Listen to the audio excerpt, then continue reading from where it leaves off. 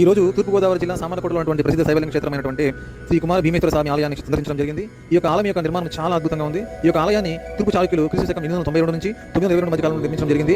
ఆలయం యొక్క శిల్పకళా నైపుణ్యం మనల్ని మంత్రముగ్ధులు చేసే విధంగా ఉంది. ఆలయం యొక్క నిర్మాణము మరియు ఆలయం యొక్క ప్రకృతి ప్రహరీ యొక్క భాగాలు చాలా చాలా అద్భుతంగా ఉన్నాయి. ఇలాంటి ఆలయం మన ఆంధ్రప్రదేశ్లో ఎక్కడ చూసి ఉన్నాము. ఈ ఆలయం ప్రస్తుతం ఆర్కియాలజికల్ సర్వే ఆఫ్ ఇండియా యొక్క ఆధీనంలో ఉంది. ఈ ఆలయంలో స్థల పురాణ విషయానికి వస్తే పూర్వం తారకాసురుడు అనేటువంటి ఒక రాక్షసుడు శివభక్తి పరాయణుడు. ఇతను శివుని కోసం చాలా భయంకరమైన తపస్సు చేయడం జరిగింది. ఇతని యొక్క తపస్సుకు మించినటువంటి శివుడు ఇతనికి ఆత్మలింగాన్ని ప్రసాదించడం జరిగింది. ఆత్మలింగం పొందినటువంటి తారకాసురుడు చాలా శక్తివంతుడు అవడం జరిగింది. దీంతో దేవతలంతా భయపడి మహావిష్ణు సంప్రదించగా మహావిష్ణువు శివపార్వతులు జన్మించిన కుమారస్వామి వలన ఈ పని అవుతుందని చెప్పడం జరిగింది. వెంటనే కుమారస్వామి అందరి దేవతలు వేడుకోగా కుమారస్వామి దగ్గరికి వెళ్లి తారకాసుని యుద్ధం చేయగా అతను తారకాసును వధించడం జరిగింది. వధించినా కూడా తిరిగి తారకాసును జన్మించాడు. ఈ యొక్క సమస్య పరిష్కారం ఎలా అని వాళ్ళు ఆలోచించగా చివరికి మహావిష్ణువు తారకాసుడికి ప్రసాదించినటువంటి ఆత్మలింగాన్ని తారకాసు దగ్గర నుంచి తీసుకున్నట్లయితే అతనికి మరణింప చేయవచ్చు అని తెలియజేయడం జరిగింది. అప్పుడు కుమారస్వామి తారకాసుని వధించి తన దగ్గర ఆత్మలింగాన్ని కంఠం తీసుకోవడం జరిగింది. ఆ తీసుకున్న సందర్భంలో ఆత్మలింగము 5 ముక్కలుగా విడిపోవడం జరిగింది. తిరిగి విడిపోయినటువంటి 5 ముక్కలు తిరిగి కలవకుండా పడిన చోట వారి యొక్క లింగాన్ని ప్రతిష్ఠించడం చేయడం జరిగింది. ఇవి పంచారామాలు. ఆ పంచారామాల్లో ఒకటిగా సామర్లకోటలో ఉన్నటువంటి కుమార భీమేశ్వర ఆలయంగా మనం చెప్పుకోవచ్చు. ఇటువంటి ప్రసిద్ధమైన స్థలపురాంకైనటువంటి క్షేత్రాన్ని మీరందరూ కూడా దర్శించాలి. ఇది ఈ యొక్క ఆలయం యొక్క నిర్మాణము శిల్పక